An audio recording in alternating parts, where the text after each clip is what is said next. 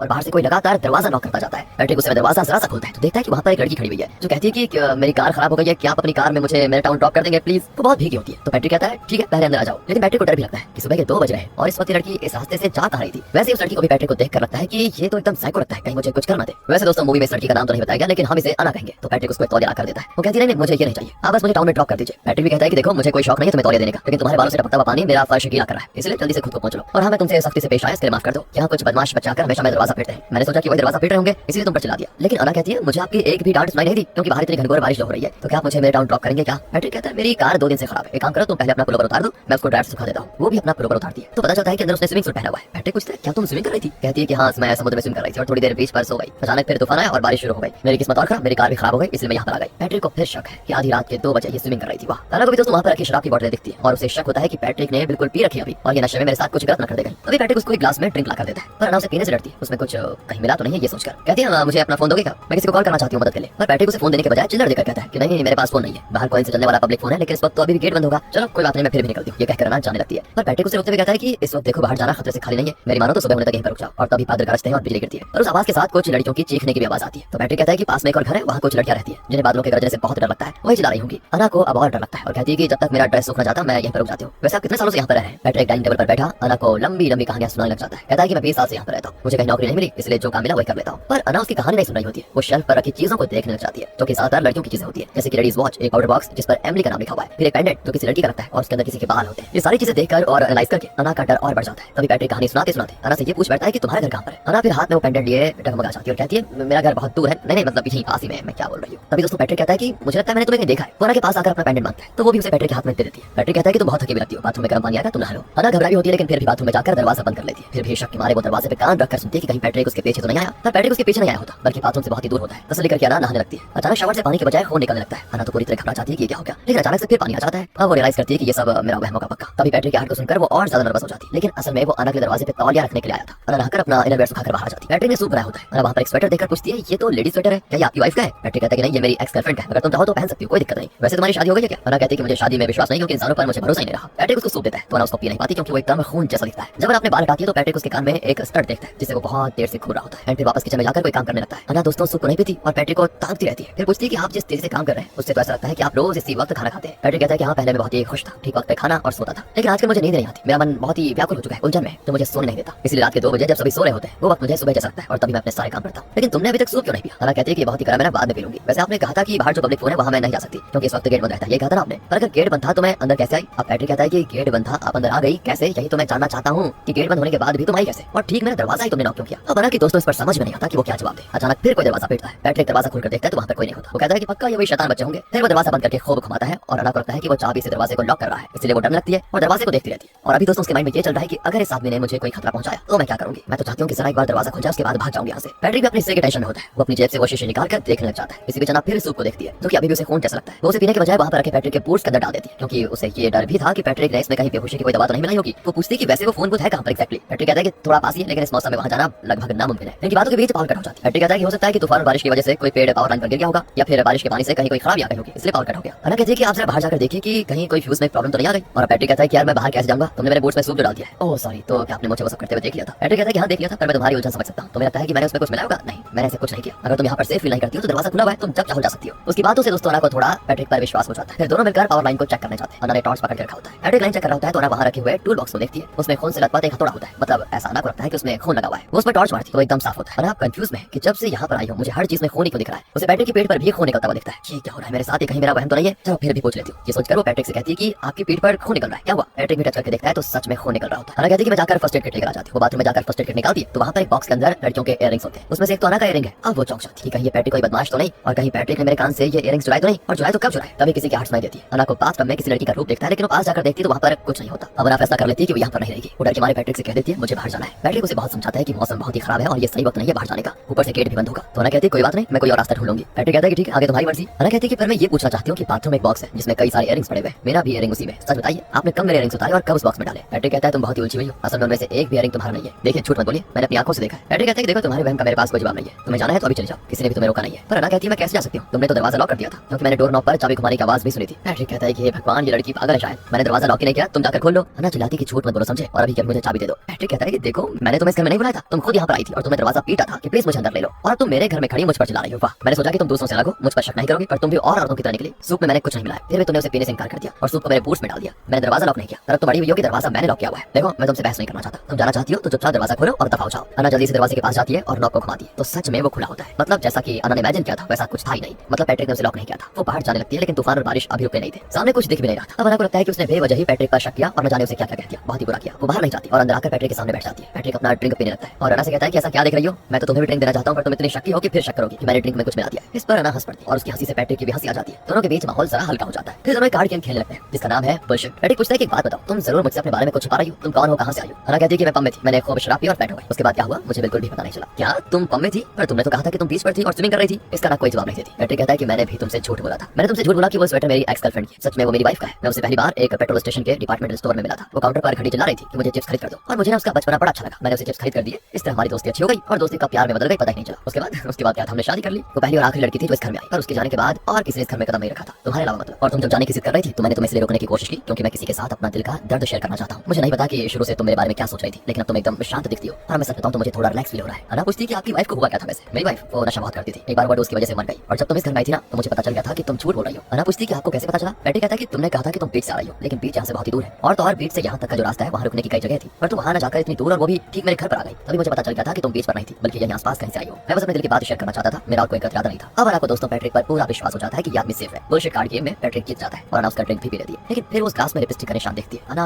फिर से शक के दायरे में बहने लग जाती है और पूछती कि अब तक तुमने जो कहा वो सब झूठ था, राइट। पैट्रिक कहता है कि ये लो तुम फिर शक करने लगी हो, बताओ। पर एक बात बताऊं तुम्हें, इस बार तुम गलत नहीं हो, वरना कुछ देर में हम दोनों एक दूसरे पर विश्वास कर लेते और दोनों धोखा खा जाते हैं ना। इनकी बातों के बीच अचानक तूफान की वजह से घर हिलने लग जाता है। अब पैट्रिक जल्दी से जैकेट पहनता है और लालटेन लेकर बाहर जाता है। अना घर में अकेली है और डरी हुई है दोस्तों। कुछ दूरी पर एक कमरा दिखता है जहाँ पर लाइट ऑन ऑफ हो जाती है। इतना ही नहीं, वहाँ एक फोन के वाइब्रेशन की आवाज भी आती है। सोचिए अना की क्या हालत हुई होगी, क्योंकि कुछ देर पहले पैट्रिक ने कहा था कि उसके पास फोन नहीं है, इसीलिए अना को पब्लिक फोन पर कॉल करने के लिए चिल्ला दे रहा था। असल में पैट्रिक के पास तो फोन है। अना वहाँ पर जाकर फोन उठाती है तो उसमें कई मिस्ड कॉल्स होते हैं और ऐसा भी लगता है कि वहाँ किसी की बॉडी है, उस पर चिप्स पैकेट पड़ा हुआ है। और अब तक अना को जो भी एक्सपीरियंस हुआ है इस घर में वो सब आखिर में गलत ही निकला था, है ना दोस्तों। वो सोचती कि शायद डर के मारे मुझे सब कुछ गलत दिख रहा होगा, यहाँ पर सब कुछ सेफ है, ऐसा वो अपने दिमाग में सोच लेती है। यही सोचकर वो चादर हटाती है तो सच में वहाँ पर एक लड़की की लाश होती है। अना की तो जैसे धड़कन रुक जाती है। उसे एहसास हो जाता है कि उसके आने से पहले ये लड़की यहाँ पर पक्का आई होगी और उस ग्लास में जो लिपस्टिक था वो इसी लड़की का होगा, और पैट्रिक एक साइको है जिसने इस लड़की को जान से मार डाला। ये सारी चीजें अना अपने दिमाग में सोचती है और घबरा कर फिर नीचे फोन गिरा देती है। बाहर पैट्रिक बारिश में खड़ा किसी चीज को देख रहा होता है। फोन के गिरने की आवाज उसे सुनाई देती है और वापस घर की ओर आ जाता है। जैसे दरवाजा खोलने की आवाज आती है तो अना एक जगह छुप जाती है। उस कमरे की सीलिंग पर एक स्काईलाइट होता है जहाँ से वो बच निकल सकती है, पर उस पर ग्लास फिट किया गया होता है दोस्तों। वहाँ रखा हुआ हथौड़ा उठाकर वो उस ग्लास को तोड़ने लग जाती है तो ग्लास में से भी खून निकलता है जो कि हथौड़े पे लगता है। अना भी घबरा कर हथौड़ा नीचे गिरा देती है। उसके कुछ समझ में नहीं आता कि ये सब क्या हो रहा है। वो अपनी आंखें बंद करके थोड़ी देर सोचती है और उसे समझ आ जाता है कि वो लेडी जिसे पैट्रिक ने मार डाला उसका लिपस्टिक उस ग्लास में था, यानी उस लड़की ने वो ड्रिंक पिया होगा और बेहोश हो गई होगी और शायद फिर पैट्रिक ने उसे मार डाला होगा। तो उसने मुझे भी वही ग्लास दिया, मतलब मैंने भी बेहोशी वाला ड्रिंक पिया है और कहीं पैट्रिक मुझे भी उसी तरह मार डालने को तो तैयार नहीं है, नहीं पर बच निकलने का कोई तो रास्ता होगा। ये सोचकर अना बिना आवाज किए वहीं पर बैठी रहती है। इसी बीच उसे ढूंढते हुए पैट्रिक वहां पर आ जाता है और दरवाजे के कैप से उसे लालटेन की लाइट दिखाता है। वो तो पूरी तरह घबरा जाती है कि अब मुझे ये मार डालेगा, लेकिन पैट्रिक उस कमरे को क्रॉस करके उस तरफ जाता है जहाँ उस लड़की की लाश है। वो नीचे पड़ा हुआ सेलफोन देखकर समझ आता है कि अना को शायद सब कुछ पता चल गया। पर इसी बीच अना बिना किसी आहट के उस कमरे के दरवाजे को खोलती है और मेन डोर तक पहुंच जाती है। तो दरवाजे के नॉब को घुमाती है लेकिन अब दरवाजा लॉक होता है। इतनी देर से जो दरवाजा लॉक नहीं किया गया था वो अब पैट्रिक ने लॉक कर दिया क्योंकि उसे अना पर शक हो गया है। तभी पीछे से पैट्रिक अना पर अटैक कर देता है। अना बचने की कोशिश करती है और तब वो पैट्रिक पर गिर जाती है। इस वजह से पैट्रिक को थोड़ी चोट भी आ जाती है। अना इस मौके का फायदा उठाकर जल्दी से एक टेबल के नीचे छुप जाती है, पर पैट्रिक उसे घसीट कर लेकर जाता है। उसके हाथ पैर बांध देता है। अना चिल्लाती है कि कोई तो मुझे बचाओ प्लीज, लेकिन इस बारिश और तूफान में उसकी आवाज किसी को सुनाई नहीं देने वाली थी। फिर वो नशीले पदार्थ वाली शीशी ले आता है और उसे जबरदस्ती अना को पिला देता है। फिर वो दूसरी लड़की की लाश को बेड से निकालने जाता है। इसी बीच अना भी रेंगती हुई दरवाजे के पास जाकर दरवाजे पर लात मारती है और चिल्लाती है कि प्लीज मुझे बचाओ। इतने में पैट्रिक पहुंच जाता है और वो अना को घसीट कर दोबारा ले जाता है, उसे बेड पर लेटा देता है। उस दूसरी लड़की की लाश को पैट्रिक ने नीचे कुछ दूर पर रखा होता है। फिर पैट्रिक उस बेड के चारों ओर पर्दा लगा देता है। पर अना उस जगह पर एक वेंटिलेशन को देखती है जिसका दरवाजा खुल सकता है, लेकिन प्रॉब्लम यह है कि जब तक अना के हाथ पैर बंद है वो वेंटिलेशन से निकल नहीं पाएगी। इसलिए सबसे पहले अपनी रस्सियां खोलने की वो कोशिश करती है। पर्दे के बाहर पैट्रिक खड़ा होता है, अना से बात करता है पर शायद वो देख नहीं सकता कि अना रस्सी खोलने की कोशिश कर रही है। वो कहता है कि मेरे साथ ये बार बार क्यों हो रहा है, तुम लोगों को प्रॉब्लम क्या है, क्या ये घटनाओं का कोई पैटर्न है। इस लड़की ने डिपार्टमेंटल स्टोर में खुद मुझसे चिप्स खरीद कर देने को कहा। मैंने उसे चिप्स खरीद कर दिया। वो मुझसे बातें करते करते मेरे घर तक आ गई। मैंने उसे एक भी शब्द नहीं कहा था। असल में दोस्तों पैट्रिक ने अपनी वाइफ के बारे में जो कहानी अना को सुनाई थी वो वाइफ की नहीं इस लड़की की कहानी है। और शायद पैट्रिक ने इस लड़की के साथ हुई घटनाओं को अपनी वाइफ के साथ जोड़ा और अना को बताया कि मैं अपनी वाइफ से डिपार्टमेंटल स्टोर में मिला था और उसे चिप्स खरीद कर दिया। तो पैट्रिक आगे कहता है वो पहली घटना थी। दूसरी घटना ये थी कि रात के 2 बजे तुम खुद मेरे दरवाजे पे आए और मुझसे मदद मांगने लगी। पर यहाँ ढेरों घर है, तुम वहाँ पर क्यों नहीं गई? मेरे दरवाजा नॉक क्यों किया तुमने? मतलब तुम्हारे साथ जो हो रहा है वो मेरा क्या किराया नहीं, तुम्हारा अपना क्या किराया है। यहाँ जो कुछ हुआ और जो कुछ होगा उसका मैं जिम्मेदार नहीं हूँ, बल्कि तुम खुद उसके जिम्मेदार हो। इस तरह वो लगातार बातें करता है और इन्हीं बातों के बीच में ना अपने हाथ पैर खोल देती है। वो उस वेंटिलेशन को खोलने की कोशिश करती है लेकिन उसका सर पूरी तरह से चकराने लग जाता है क्योंकि पैट्रिक ने उसको हाई डोजेस का नशीला पदार्थ पिला दिया था। तब पैट्रिक पर्दा हटाता है तो अना आधी बेहोशी में पड़ी होती है। वो पूछती है कि तुमने मुझे पिलाया क्या है? पैट्रिक भी कह देता है कि वही जो उस चिप्स वाली लड़की को पिलाया था। अब अना उस लड़की की लाश को देखती है तो पता चलता है कि इतनी देर पैट्रिक बातें करते हुए उसकी लाश को पैक कर रहा था। अना की तो जान ही निकल जाती है। फिर भी वो बचने की कोशिश करती है और रेंगते हुए किसी तरह मेन रोड तक पहुंचाना चाहती है, लेकिन उसे आगे बढ़ा नहीं जाता और वो वहीं पर गिर जाती है। उसे लगता है कि जैसे उसे उल्टी आने वाली है। पैट्रिक अना को उठाकर किचन के सिंक के पास लेकर जाता है और कहता है कि मैंने तुम्हें जीएचपी का सॉल्यूशन दिया था। जीएचपी केमिकल है जिससे दिमाग के रिएक्शन टाइम पर बहुत बुरा असर पड़ता है। पैट्रिक कहता है कि जीएचबी का महज 0.3 ml अगर शरीर में डाल दिया जाए तो सर में चक्कर आ जाते हैं, मुंह एकदम सूख जाता है। अगर 5 ml डोज दिया जाए तो शरीर के मसल्स काम करना बंद कर देंगे। 6 ml से तो इंसान सिर्फ 20 मिनट में मर जाता है। पता है तुम्हें मैंने 8 ml दिया है। तभी अना किचन सिंक पर एक चाकू को देखती है, उसे उठाकर पैट्रिक पर घोंपने की कोशिश करती है, लेकिन वो अना को पकड़ लेता है। अना पूरी तरह से बेहोश होकर पैट्रिक पर गिर पड़ती है और यहाँ पे पैट्रिक अपना खतरनाक सच रिवील करता है। वो बताता है कि मैं एक साइको कातिल हूँ। मेरी पहली विक्टिम थी एक लड़की। उस दिन भी इस तरह तूफान और बारिश का मौसम था। मैं अपनी कार में छुपा हुआ बैठा था, तो एक लड़की खुद मेरी कार के पास आई, मुझसे बात करने लगी। और यही सीन दोस्तों हमने मूवी की शुरुआत में देखा था। यानी उस सीन में कार के अंदर पैट्रिक था और बाहर वो लड़की थी जो पैट्रिक के हाथों सबसे पहले मारी गई। अब प्रेजेंट में पैट्रिक कहता है कि मुझे लगता है वो लड़की कोई टूरिस्ट थी, पर मुझे उसका चेहरा याद नहीं है। सच बताऊं तो मुझे अपनी किसी भी विक्टिम का चेहरा याद नहीं रहता, लेकिन हाँ उनके शरीर में जो निशान होते हैं वो सब बढ़िया याद रहते हैं। मेरी पहली विक्टिम की कमर में हार्ट बीट जैसा एक टैटू बना हुआ था। वो खुद मेरी कार में बैठना चाहती थी, तो मैं भी उसको बिठाकर घर ले आया। फिर मैंने अपने हथौड़े से उसका सर फोड़ा, उसे बढ़िया तरीके से मार डाला। पुलिस को मुझ पर जरा भी शक नहीं हुआ, क्योंकि मैंने इतनी शातिरी से उसका कत्ल किया था। उसके बाद तो मैंने कई लड़कियों की जान ली, लेकिन आज का दिन जरा अलग ही था। मैं एक लड़की का कत्ल करके चुपचाप अपने घर में बैठा हुआ था, लेकिन तब तुम दरवाजा नॉक करके आ गई और खुद मेरा शिकार बन गई। और अब देखो यहाँ पूरी तरह फंस चुकी हूँ। वैसे तुम्हें घटनाओं से ये जरूर पता चल गया होगा कि लोग जो कहते हैं कि ऊपर एक भगवान है और वो सब कुछ देख रहा है, वो कॉन्सेप्ट ही गलत है। समझ रही हो ना तुम? लेकिन दोस्तों तब उस नशीले पदार्थ के ओवरडोज के कारण अना